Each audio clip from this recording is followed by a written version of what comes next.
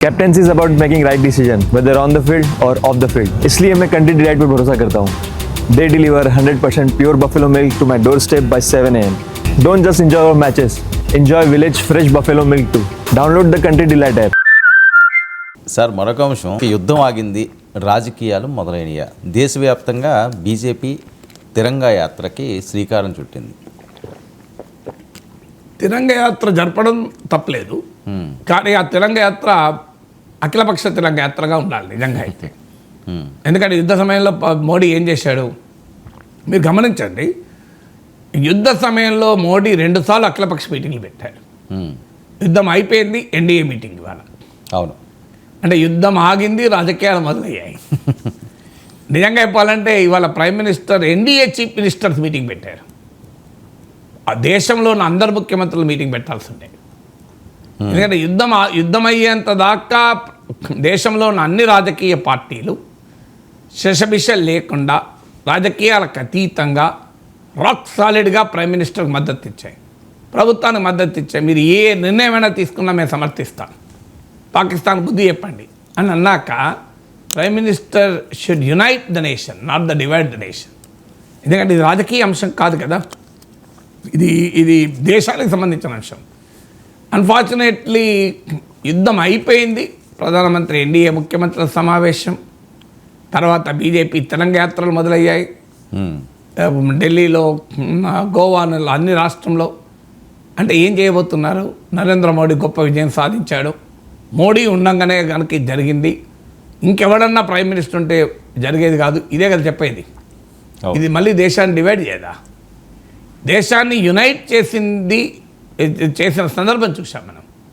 ఇప్పుడు నిజంగానే ప్రజల్లో దేశభక్తి పెంచాలి, సైన్యానికి ధన్యవాదాలు చెప్పాలి. ఎందుకంటే పోరాడింది సైన్యం, పోరాడింది బీజేపీ కార్యకర్తలు కాదు, కాంగ్రెస్ కార్యకర్తలు కాదు. రాఫెల్ యుద్ధ విమానాన్ని నడిపింది ఏ రాజకీయ నాయకుడు కాదు. వీరోచితంగా ప్రాణాలకు తెగించి పోరాడింది మన సైనికులు, మన మురళీ నాయక్ ఏ పార్టీ. సో అందువల్ల పార్టీలకు అతీతంగా మిలిటరీ ఆర్మ్ ఫోర్సెస్కి మనం ధన్యవాదాలు చెప్పాలి, సల్యూట్ చేయాలి. ప్రైమ్ మినిస్టర్ తన ప్రసంగంలో కూడా అన్నాడు, the nation has to salute the arm forces. ఈ సమయంలో మళ్ళీ మేము సల్యూట్లు ఎవరికి వారే కొట్టుకుంటాం, మేము కొట్లాడుకుంటూ మీకు సల్యూట్ చేస్తాం అంటే ఓ లెఫ్ట్ నుంచి సల్యూట్ చేస్తే ఓ రైట్ నుంచి సల్యూట్ చేస్తే ఇది కాదు కదా. అందరం కలిసి జనగణమన పాడాల్సిన సమయం కదా. అందువల్ల ఇప్పుడు కూడా మళ్ళీ రాజకీయాలు నిజంగానే తిరంగ జెండా ఏ పార్టీ సొంతం కాదు.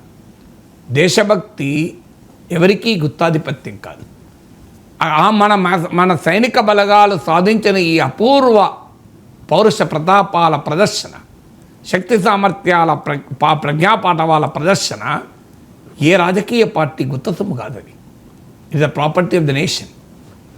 అన్ఫార్చునేట్లీ ప్రాపర్టీ ఆఫ్ ద నేషన్లో మేమే గుత్తేదార్, ఇది మాకు మాత్రమే వర్తిస్తుంది, ఇంకెవడు ఇచ్చేదారు కాదు, ఇందులో ఎవరికీ అవకాశం లేదు అని ఏ రాజకీయ పార్టీ అనుకున్నా అది చాలా ప్రమాదకరం, దేశానికి నష్టం. అది ఒక రాజకీయ పార్టీకి లాభమో నష్టమో తెలియదు.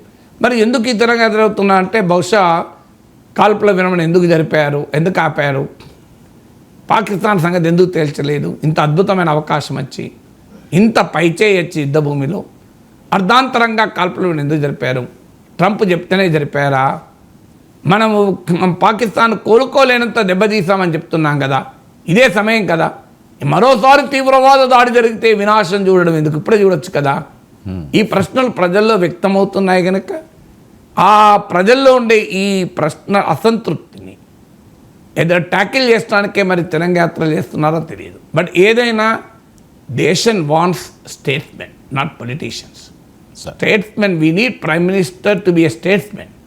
ఈ సమయంలో పార్టీలకు అతీతంగా అఖిలపక్ష మీటింగ్ పెట్టి దేశ ప్రజలందరినీ సమాయత్తపరిచి రాజకీయాలకు అతీతంగా దేశ రాజకీయ నాయకులు అందరూ కలిసి తిరంగ జెండా పట్టుకుని ఎంత బ్రహ్మాండంగా ఉంటుంది సార్. ఒక్కసారి ఊహించండి, నరేంద్ర మోడీ, రాహుల్ గాంధీ, అఖిలేష్ యాదవ్, మమతా బెనర్జీ అందరూ కలిసి ఢిల్లీలో ఒకే తిరంగ జెండా పట్టుకొని, అమిత్ షా, మీకు స్టాలిన్, ఇట్లా అందరూ కలిసి వెళ్తే ఎంత బాగుంటుంది.